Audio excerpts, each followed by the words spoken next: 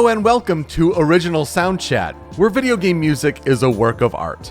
On each episode, it's our goal to help you learn about 2 soundtracks from the world of games, as well as the people, stories, and critical tracks behind them. My name is Peter Spezia, and we're brought to you by Anonymous Dinosaur and Rhymes with Asia. It's time to appreciate great OSTs and the games that they come from without getting too bogged down in music theory.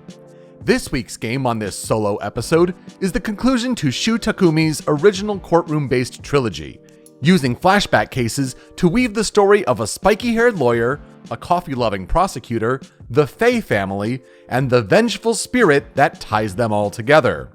2004's Phoenix Wright Ace Attorney, Trials and Tribulations. That's right, it is, again, a solo episode this week here on Original Soundchat. Joe DeVader, my other co-host, is moving. I think he moved successfully, but not without some struggles, it seemed like. So get well soon, Joe. Hope to have you back here next week. I, on the other hand, especially if you checked out the video version, I did move already. That was why I was not here last week. Joe, I think, did a masterful job of covering Chrono Cross, and that was a good episode to listen to. So hopefully you all enjoyed that. And now I get to talk about one of my favorite games in one of my favorite franchises, which is interesting because we've talked about Ace Attorney before, but just kind of hit these different touch points in the series or like different crossovers and things like that. And we hit that point where it's like, okay, well, we covered Masakazu Sugimori and we covered Noriyuki Iwadare, and like, oh, they're the main composers, especially for the main Gyakuten Saiban, the mainline series of games. What do we do? And so now we're at a point where it's like, oh, we can start reaching to other people involved in the music creation process. And so we'll do that today. It takes an interesting direction. Hope you enjoy. If you want to know what I've been playing, I haven't been playing much. I'm like so close to starting Elden Ring. Maybe by next week. Oh no, we're recording in a couple days maybe. Maybe by next time. I don't know. It's been like a month since I've played a single player game. But now that I think the big moves happened, we still have to organize all the boxes and bins, don't get me wrong. That's all part of the moving process, but there's still that to do. But I think the big work of the big stress of the move is over. So hopefully you can spend some time playing some games soon and get to you all back on that one. And Joe's been playing a couple games that I'm excited to hear him talk about next time. Even a game that's on Game Pass. So if you have that, one worth checking out.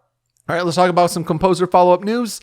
Got a couple stories here from the world of games where we involve, the composers we've talked about on the show before, or games that we've talked about on the show before, and what's happening in the game industry. Well, there's one big game announcement that happened recently, just, 7 a.m. Eastern time on a Sunday morning. That's the perfect time to announce Kingdom Hearts 4.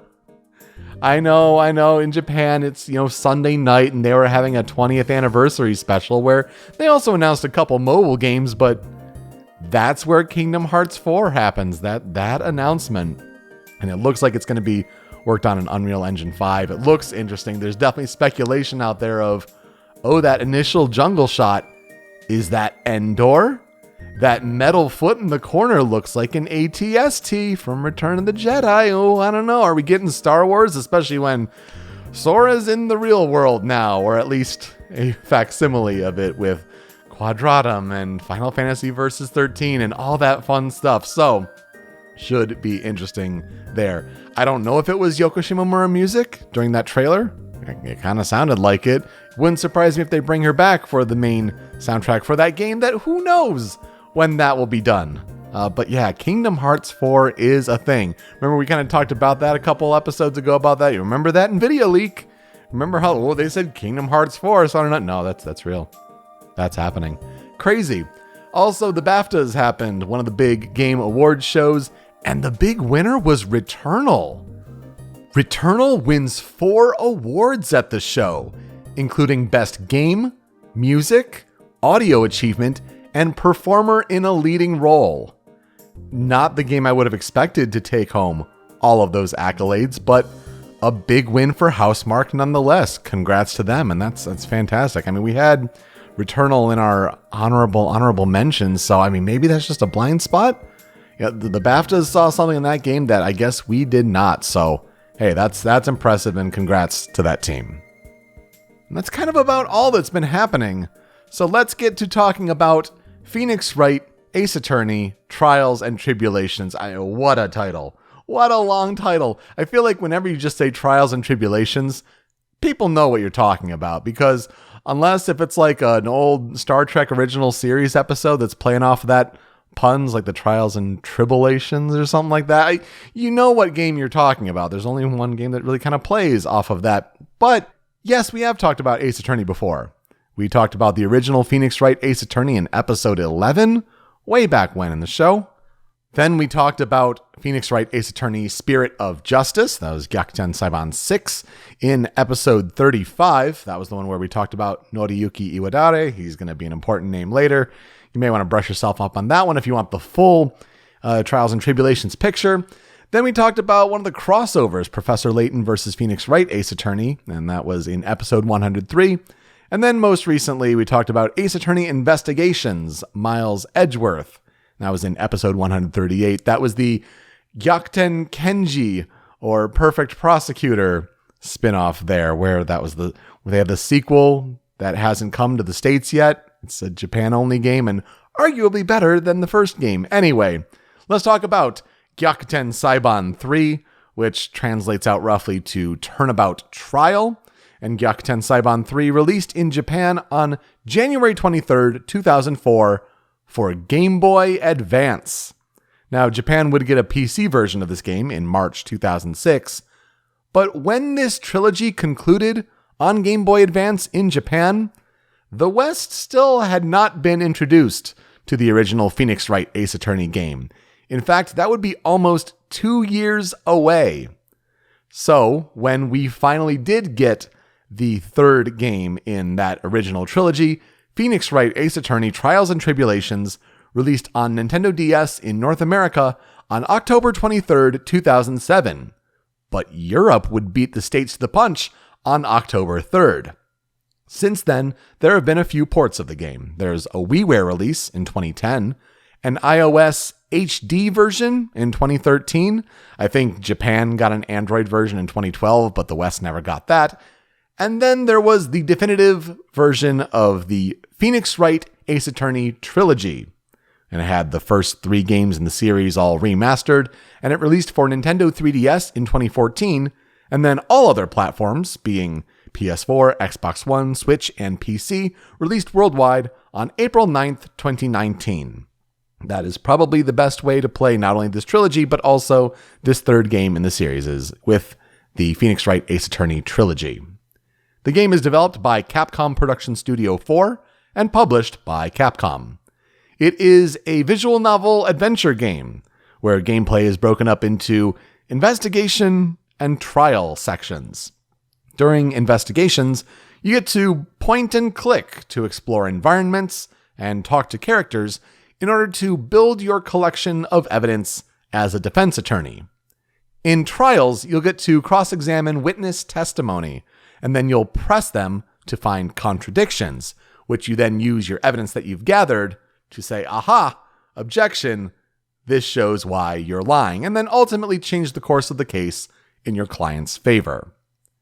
The plot of Trials and Tribulations involves with the game opening with the first of its 5 episodes in a flashback to when Mia Fey, an upstart defense attorney, meets her client Phoenix Wright, a college student.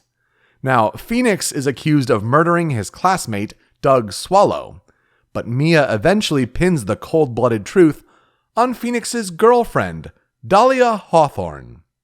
Mia's brilliant defense inspires Phoenix to switch majors and become a defense attorney himself. But as we return to present day in the third game of this trilogy, we remember that Phoenix's mentor, Mia Fey, was murdered shortly after his first trial as a lawyer. With defense experience now under his belt, alongside his assistant, Mia's sister, the spirit medium in training Maya Fey, Phoenix Wright now finds himself matching wits with a mysterious new prosecutor named Godo. He's a man who dons white hair and a mask, he has a penchant for coffee, and most importantly, he harbors a deep grudge against Wright. What is Godo's story, and why does he hate Phoenix Wright? And how is Dahlia Hawthorne tied to the secrets of the Fae family? This is where I would ask Joe, hey Joe, what are your experiences with Phoenix Wright, Ace Attorney, Trials and Tribulations? Well, he's not here. I'm kind of running the show by myself this week, so I'll ask myself, what are my experiences with it? When did I play the Phoenix Wright Ace Attorney trilogy? It must have been pretty early. I think it was sometime in college. And so that was a long time ago. We're talking between 10 and 15 years ago. I'm trying to remember exactly when I hit. That was probably early on. Oh, that was a long time ago. Wow, 15 years ago? Long time ago since I played the original Ace Attorney trilogy. Loved the games. Love this series. And this one is just a perfect conclusion to that original trilogy. I mean, you have the characters, the music, all of the storylines that they had been building through the first couple games with the Fae family and the family dynamics there at play coming to a head and reaching this conclusion. And you have a great prosecutor to wrap it up with arguably the original trilogy's best soundtrack. It's a soundtrack that we definitely had to cover at some point on the show, and it was a matter of finding that right angle to do so, and I think we did. I think it's a shame that it just happened to fall on a solo kind of episode here because I knew I wanted to cover it. It was going to be an easy game for me to look up information for and talk about, especially, coming after just a week after I was moving here. And then Joe happens to be moving this same week. And I know he loves the game too. I think we would both agree that this is the best game, if not in the entire mainline Ace Attorney series, at the very least in the original trilogy. And I think it does that because of how it kind of threads its cases all together. You could make the case that, in other Ace Attorney games, there are some cases that are kind of just thrown in there and they don't have much tie to the overall story that it tells. Granted, we'll get to talking about it a little later with Trials and Tribulations here, but for the most part, there are pieces in every case that come together to really deliver on the ultimate final case in the original trilogy, and it's just brilliant. So let's talk about the development behind Phoenix Wright Ace Attorney Trials and Tribulations, and it really involves the start of making a trilogy. Because after development of the original Phoenix Wright Ace Attorney was finished, Capcom had a success on its hands, especially in Japan. And so the writer of the game, the director, Shu Takumi, his boss, Shinji Mikami, who we've referenced on the show before as the father of Resident Evil, and the developer of the Super Nintendo game Aladdin. That was an interesting thing, right? So Shinji Mikami told Shu Takumi that they should make an Ace Attorney trilogy with a grand finale in the third game's last case. And Takumi wanted the three first Ace Attorney games to be parts of a larger work. So as a result, you're talking about games released in 2001, 2, and 2004, all on Game Boy Advance in Japan. And you're still developing for the same platform, so there wasn't much of an impetus to make a lot of changes. You weren't going to improve the sprites from game to game. And this was purposeful because he wanted the art to be reused and tell a continuous story. And I think that really helps it make sense. Again, it's all on the same platform. Even when they added new gameplay mechanics for Justice for All, Takumi felt that the series kind of hit its pitch gameplay-wise. I like what we're doing here. We're not going to add new gameplay mechanics for Trials and Tribulations. The Psyche Lock, that was the big thing in Justice for All, but we'll carry that over, but let's not reinvent the wheel here, and let's not add anything new. In fact, Ace Attorney was also praised for how it integrated its tutorial into the opening case. For the first game, it was Phoenix's first case as a lawyer, and in the second, he was attacked, and suddenly he had amnesia and had to learn how to be a lawyer again in a weird, offhanded way. But now what do you do for a third game? Well, Takumi didn't know what to do. He thought it wouldn't seem credible if Phoenix had amnesia a second time. So he eventually came up with the idea of using a flashback to a case where Phoenix's mentor, Mia Fey, had just become an attorney. And so he developed this idea further and ended up using flashbacks as a major theme for the game's story. He also wanted a showdown at some point between Mia Fey and Phoenix's rival, Miles Edgeworth. But then he encountered a problem, as the games had previously already established that either of these characters had never lost a case and they were on opposing sides of a trial, so there needed to be a creative solution to this.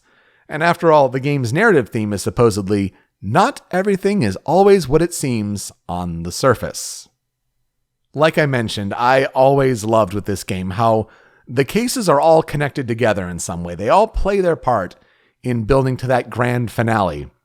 But there's one that's a bit tangential compared to the others, and that would be Case 3. That'd be named Recipe for Turnabout. It's the one with John Armstrong and Victor Kudo, and he's throwing the pigeons. You have to defend Maggie Bird. And it's the one with Furio Tigre, and it's a fun little case. Probably the weakest of the game if I had to argue, but it's funny. That's actually kind of intentional because it was originally meant to be the 4th episode of the second game, Phoenix Wright Ace Attorney Justice for All, but it had been cut due to memory limitations. See, there's apparently 2.3 times as much content in Trials and Tribulations as the original Phoenix Wright Ace Attorney game, but you still have the same amount of memory limitations on the Game Boy Advance cartridge that they were originally developing for. So Takumi and the team had to cut some alternate art for younger versions of the characters, especially when you're going into flashbacks and things like that. And they also had to apparently cut a cameo from series curmudgeon Wendy Oldbag. But let's talk about, I think, the real star character of the game, and that would be Prosecutor Godo. Godo's design is based on Rutger Hauer's role in Blade Runner, and he was originally going to be depicted as drinking bourbon whiskey and smoking to be all part of this hard-boiled image. And then the development team realized that this would have a bad influence on children, so they made him drink coffee instead. There's another interesting connection with Godo, and that would be who else was employed at Capcom at the time. Because Shu Takumi and Hideki Kamiya had joined Capcom around the same time, and they had desks near each other. And if you'll remember, Hideki Kamiya, creator of Devil May Cry, Bayonetta, we've talked about him plenty of times on the show before. And Kamiya at one point asked Takumi for a voice role ever since the development of the second game, Justice for All. Eventually, Takumi decided to give him the role of Godo. So yeah, in the Japanese game with the Japanese audio, that's Hideki Kamiya as the voice of Godo. Not in the English version, but in the Japanese version. Now, Takumi kind of explained the role as like he's a hard-boiled guy. So Kamiya decided to adapt this dialogue and shout, "Objection, baby!" Well, Takumi said that was a good take, but the in-game graphics just say objection, or igiyari would be the Japanese version. So we cannot use that, but good try though. I just found that was an interesting little story. There's also some interesting localization notes. The character of Luke Atme, who appears in the game's second case, he has this catchphrase of Svari. And apparently at one point it was almost Schwing. Kind of glad it stayed as Svari, but Schwing would have been funny. Also, the judge's brother appears in this game, and he's Canadian in the English adaptation of the game. And this is apparently a reflection of one of the localizers, Andrew Alfonso, wanting to show his quote-unquote maple pride. That's really it. That's why the judge's brother is Canadian. Because yes, clearly Phoenix Wright is American in California. Okay.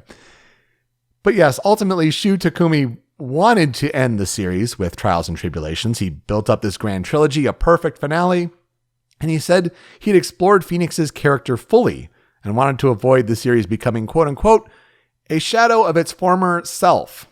So he thought it was also important to know when to end a story. But that's not what happened. So the game came out, and the DS version of the game reviewed well in the West with a Metacritic average of 81. Critics liked the story, the writing, character designs, and the music. But some did not like the total lack of new gameplay mechanics. Plus, they also, found the similar trappings of, I figured this out early, but the game didn't let me explore this. And it's just a similar Ace Attorney kind of trope that you got to kind of follow the on-rails sort of deduction that the game has laid out for you. And it could be some trial and error there. I mean, that's a common Ace Attorney complaint, though. The WiiWare version fared less favorably, with a Metacritic of 67, but that was mostly because that version just took the DS's graphic resolution and then didn't do any upscaling when they brought it to the Wii. So when you're putting these graphics on a TV, well, it's noticeably bigger than the DS's screen, and so the resolution just doesn't hold up, and the graphics don't hold up as well as a result. So that was a big knock against the WiiWare version. But the game was a commercial success, as North American pre-orders were more than double the amount Capcom had estimated. So there were some supply issues trying to get the game out to a lot of people, especially in a time before digital distribution. I mean, my goodness. There weren't really any figures, though, on how much the game has sold. I mean, especially much less when you talk about, oh, now they've released the trilogy digitally, and how do you count that? According to figures from September 2021, Capcom's own figures put the franchise as selling 8.9 million units lifetime. So I don't know how you break that out over all of the games that Ace Attorney has had, but it was successful enough. Though it didn't really seem to win any big awards. Didn't really have anything there. And what about the legacy of the Ace Attorney series? Well, the series did continue after all. Apollo Justice Ace Attorney, or Gyakuten Saiban 4, released in 2007 in Japan, and it would take another year to arrive in the West, as the game was finally able to use the full capabilities of the Nintendo DS for an entire game, instead of just having, being the game ported from Game Boy Advance, or having a single expansion case with some DS features. The story supposedly goes that while Takumi did not see any reason to continue the series, there must have been some pressure from higher up to make a fourth game in the Gyakuten Saiban series. And as a result, because he was done with Phoenix Wright's story, Takumi wanted it to have a new main character and a new story. Didn't have any plans for Phoenix Wright to appear in the game at all, but his colleagues wanted him in the game in some form, and this led to an older hobo Phoenix being accused in the first case in the game. As of today, there are 6 mainline games in the Phoenix Wright Ace Attorney series and 5 spin-offs, with the most recent release in the West being last year's combined package of 2 of those spin-offs. That was the Great Ace Attorney Chronicles. Who are we talking about this week on the show? Who are we focusing on? We're going to talk about Yoshihiko Ando. And Yoshihiko Ando was born on June 8th, 1965, in Kisarazu, Chiba, Japan. There's another Yoshihiko Ando out there who is apparently a lyricist. This is not who we're discussing today, and it makes it difficult to find information on him, but this Ando is a studio mastering engineer. And he also goes by the alias of Piyoko, Piyoko. He is blood type B. It's always interesting when Japanese musicians, artists give that information. So Yoshihiko Ando started as a studio engineer in the 80s, and he actually spent some time in London at Air Studio in 1990 to, quote, learn the difference between Japanese and British sounds. He started to work as a mastering engineer in 1995 and would work as Ans Sound starting in 2001. And this is the name that he kind of goes by, or like his company, so to speak, ANN''S Sound. Or at least that was how it translated out from his Japanese website. What does he do essentially though? He says, quote, we have a good reputation for noise processing, and we process various noises such as unnecessary lip noise, hiss noise, air conditioning noise, and amplifier noise with accurate judgment to receive trust from clients. So yes, he's more on the recording side of things and making sure that that audio is clean and good, especially when it goes into the soundtrack for the game. So when you're talking about like making the Ace Attorney game, he wasn't really involved in that.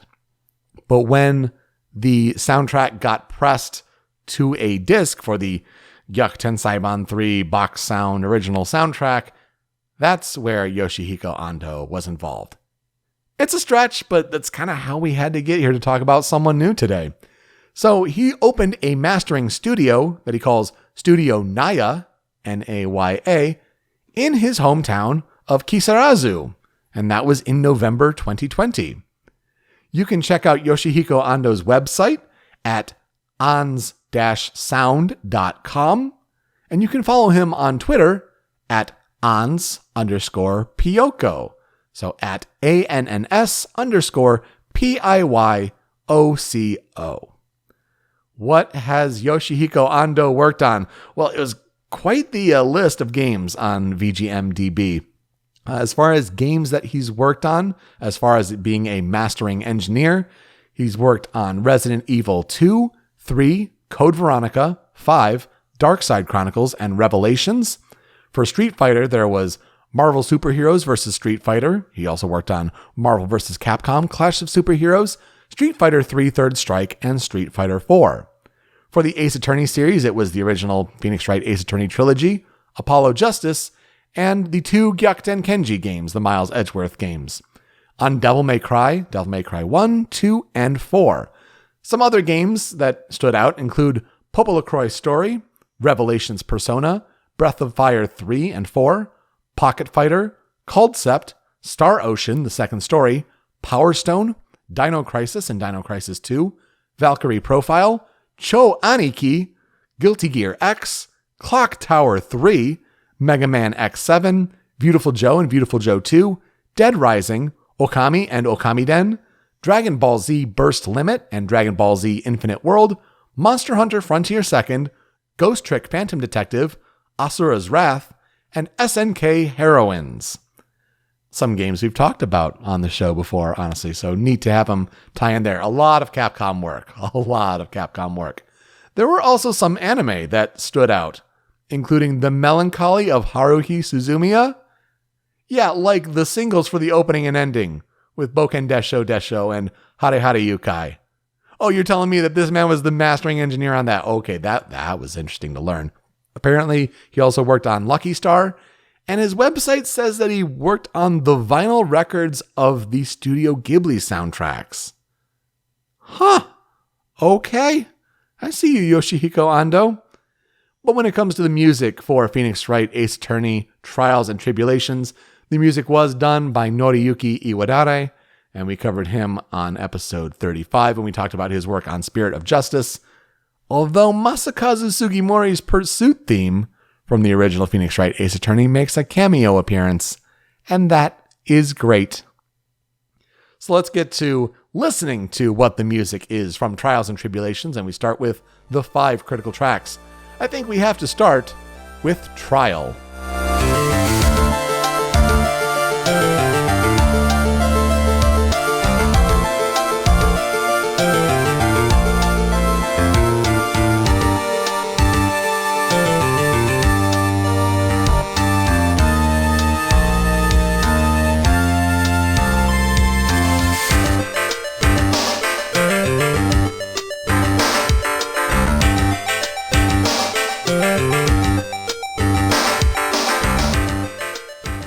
I think it's one of the best and most grandiose trial themes in the series. So this plays at the start of the trial proceedings, in that trial phase, when you're kind of meeting in the lobby and you're kind of gathering your thoughts, and when the judge is kind of beginning the trial proceedings. It's this really grand piece, and I just love the layers at work here. Again, think of this. This isn't like we're recording any new instruments, live and then streaming it. No, this is all chipset stuff and sound card on a little 16-bit handheld platform.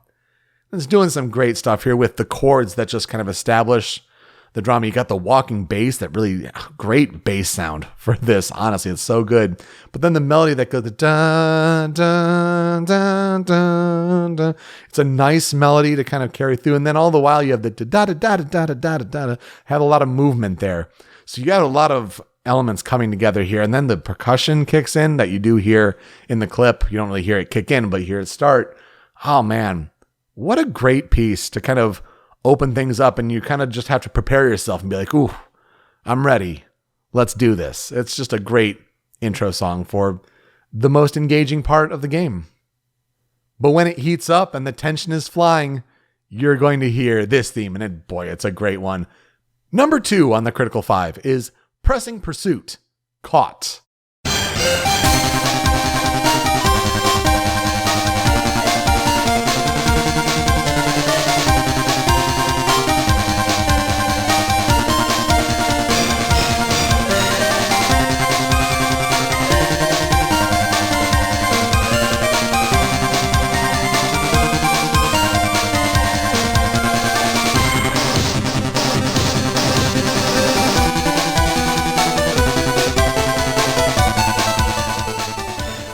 I think there's something to be said about the classic Ace Attorney Pursuit theme from the original game.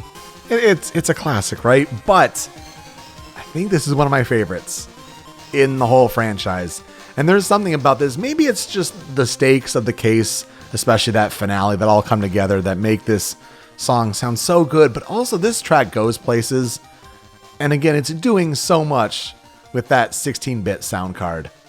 This piece in particular is a variation on the soundtrack in that you heard in the intro. It just gets right into it. Bam, bam, bam, bam.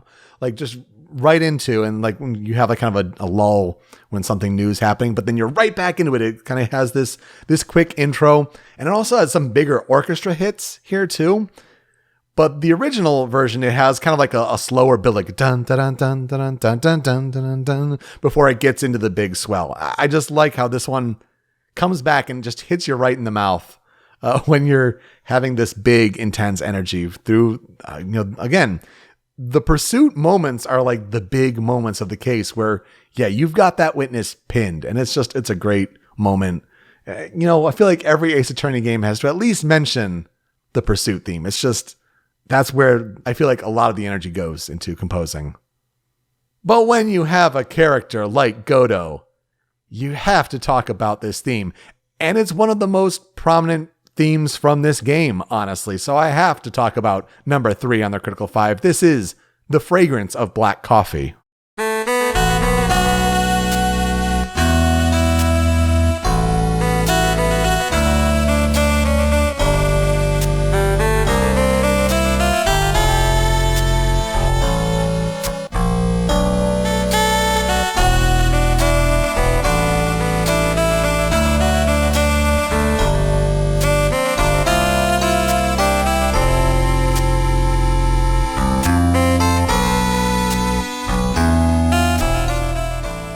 I mean, I'll just say it.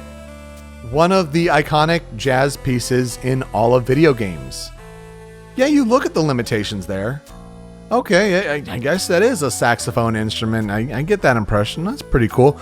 Ooh, I like the stand-up bass and how that sounds different than some of the rockin' bass in other tracks.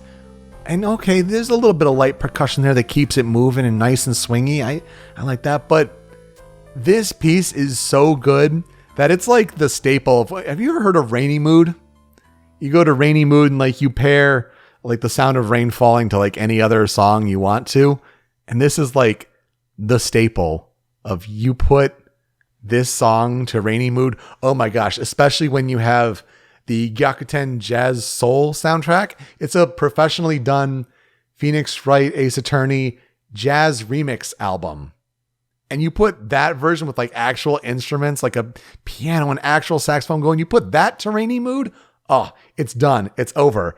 Granted, there are some great jazz pieces, I think, since then in games, especially ones like from Cuphead that are just more high energy. But this is the slow restaurant lounge jazz piece to match them all. This is phenomenal. And it's one of the best tracks in this game, bar none. One that I always have a soft spot for is here at number 4 on the Critical 5. And this is Please Listen.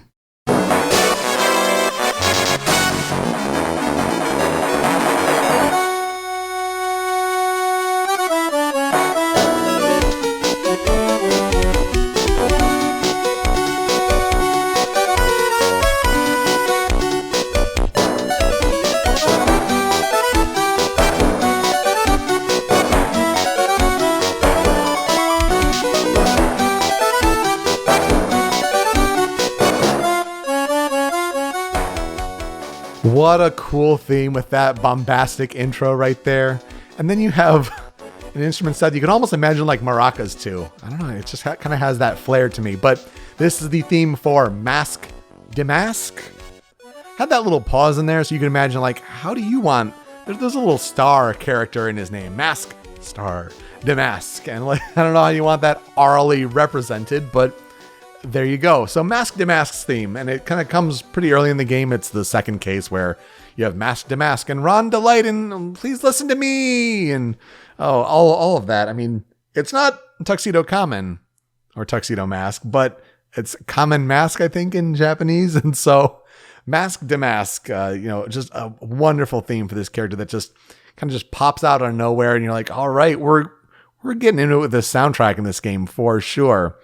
A character theme that just has always stuck with me. A total opposite from the coffee drinking Godot. I don't know if Hard Boiled is totally matched with, that jazz theme, but it's just total ends of the spectrum here. You have that kind of raw energy with the Masque de Masque theme and then the smooth jazz of the fragrance of black coffee. So I just love the range of the characters' themes in this game. And it's we'll hear a couple more by the time we're done here. But we'll wrap things up on the Critical 5 for Phoenix Wright Ace Attorney Trials and Tribulations with a flashback theme. And ooh, this one's tough. This is The Bitter Taste of Truth.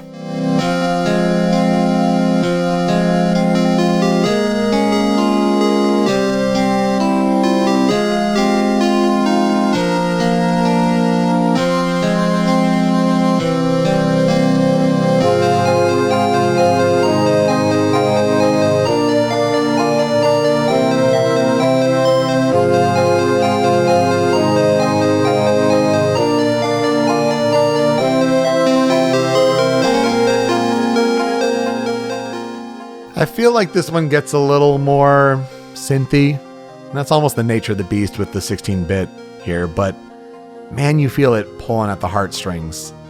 And so this plays in the big reveal in the final case of who is Godot and why has he done what he's done. And when you talk about the bitter taste, you're talking about coffee, like there's big reveals here, and he has a reason for doing what he's doing and why he hates Phoenix Wright. And it's heavy on the emotions in this one. This is also just a great game with its recollection themes when when characters are explaining like why they've done what they've done. And it's a great soundtrack for that. But I feel like for the moment that this is associated with, this is remembered fondly. And it's just a great theme for pulling at the emotions. Gotta have it wrap up things here on the Critical 5. But like Joe, how he had 3 tracks on the cutting room floor, I shall also have 3 tracks on the cutting room floor. We're just trying it. We'll see if it works for us. Did get him to weigh in a little bit, so he'll have definitely one of his picks here on this one. But the first one for me is Questioning, Allegro 2004.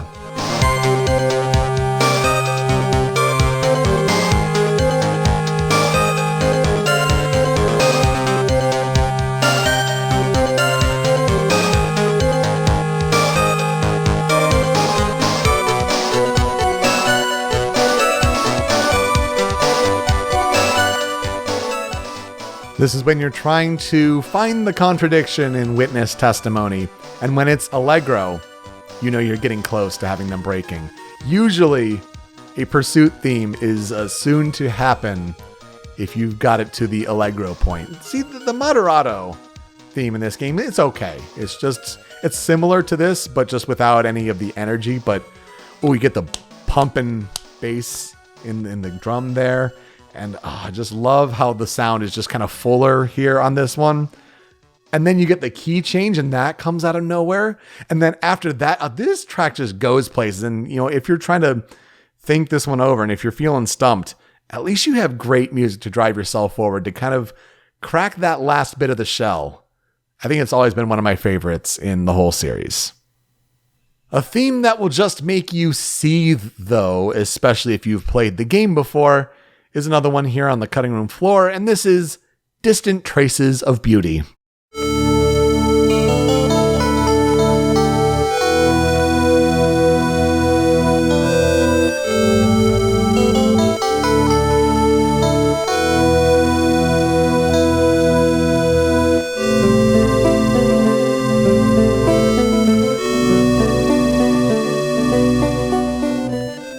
If you've played the game before, you know immediately that this is the Dahlia Hawthorne theme. And Dahlia Hawthorne, one of the baddest baddies in all of Ace Attorney.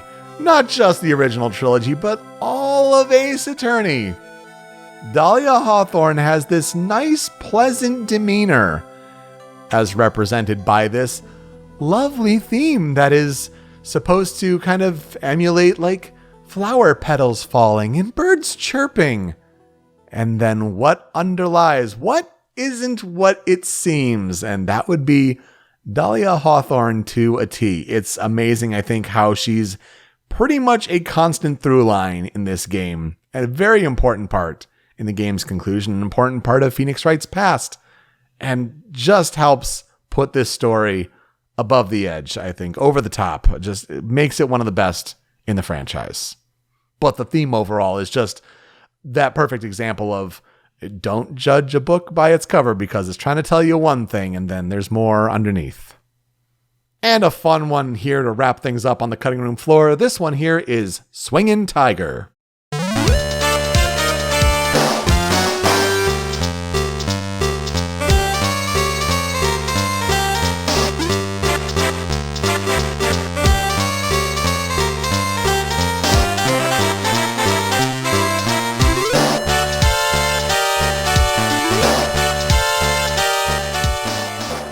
Also known as the second best jazz piece from this game. Wow, the Game Boy Advance sound chip is trying to do so much here, and I really gotta appreciate what they're trying to do with the instruments and the energy here for this Furio Tigre character who tries to be a fake version of Phoenix Wright. At first, the slick back hair and everything, but oh man, he does the tiger roar and everything, and he's an interesting character. But this is another one where, like, check out that Gyakuten Jazz Soul album. This performed live is so cool. And I think they did so much to really put the vision to life in a way on the limitations of the Game Boy Advance. This one's just really neat, I think, from a technical standpoint. So what will I never forget about Phoenix Wright Ace Attorney Trials and Tribulations? It's been years since I've replayed it. I feel like I last played it in, maybe 2013. Because I had the iOS version, the HD version, so to speak. That was the last time I played this game. Oh, man. That might be one I have to show the fiance. I think she'll like that one. It's kind of, easy gameplay, a lot of reading. But, man, the story and how it all comes together, how the Faye family becomes involved, Phoenix's past, catching up to him, all of the things there, and the use of flashback cases here is so brilliant, and I feel like future games tried to emulate that, never to the degree that they did, and tried to bring in as many characters as they could to try to tie everything together. And wow, Trials and Tribulations is fantastic, and I'm glad we got an angle to talk about it today, because that soundtrack, some of those tracks, man, that Pursuit theme, that Godot theme, had to be here at some point on this show. So yes, that will do it for us this week on Original Soundchat, or at least for me speaking here. You can find me on Twitter at Pete Speakeasy. My other co-host, Joe DeVader, he's over on Twitter at StringPixel. The video version of the show is on the Rhymes with Asia YouTube channel, but it's that MP3 podcast version that you want. That's hosted by Anonymous Dinosaur at anondino.squarespace.com. That's where Joe's other podcast, Smasherpieces, is hosted. And you can find Smasherpieces and Original Soundchat wherever you get your podcasts. Apple Podcasts, Google Podcasts, even on Spotify. We have a Spotify feed of episodes where you're listening to the podcast. But we also have a Spotify playlist where if we talk about a video game track on this show and it's on Spotify, it gets added to this monster video game music playlist on Spotify. Are you wondering if Trials and Tribulations is on Spotify? It sure is. Joe's going to add them and have that massive playlist keep on growing. When you're done listening, you can find the show on social media at Soundchat OST. You can leave some feedback for us. How are we doing with these episodes? Do you like these solo episodes? Do you miss when Joe and I are both talking about game music and reacting to it and all? Give us some feedback there, and also leave some suggestions for us. What games should we talk about in the future? Who should we talk about in the future as far as composers or musicians? That would be fun. So who are we talking about next week? Well, Joe will be talking about Tau. T-O-W, all caps. Is it Toe? Tao. He'll be talking about them? I don't know who that is. I'll look forward to learning. Meanwhile, I'll be talking about Taizo Takemoto. Another interesting pull of how are we making this work for this game? It should be fun. All right, so let's play us out. And we usually like to highlight a fan cover or a fan remix, either when we're transitioning, talking about the next game, or to wrap up the show here. And we find a track either on OC Remix, YouTube, wherever. I mean, there's so many good things to choose from, especially when it comes to The Fragrance of Black Coffee. We have to generally talk about that track. It's the one that a lot of people like to cover from this game. But we've talked about Insane in the Rain music before. Okay, so that would be the obvious first choice. Okay, let's find something else. Oh, we could do that Gyuckton Jazz Soul album, but no, let's focus on a smaller, not as well-known musician. I think we've talked about Mairiba before on the show. Mairiba. The name sounds familiar, but they did an electric guitar cover of The Fragrance of Black Coffee. They called it Fragrance of Dark Coffee, but I really love how it sounds. Oh, and we don't get to the solo at the end. Oh, they solo with a heavy distortion. Oh, it's so good. But I love how this sounds, and hopefully you do too. Thanks so much for listening this week on Original Soundchat. We'll see you next time. Take care.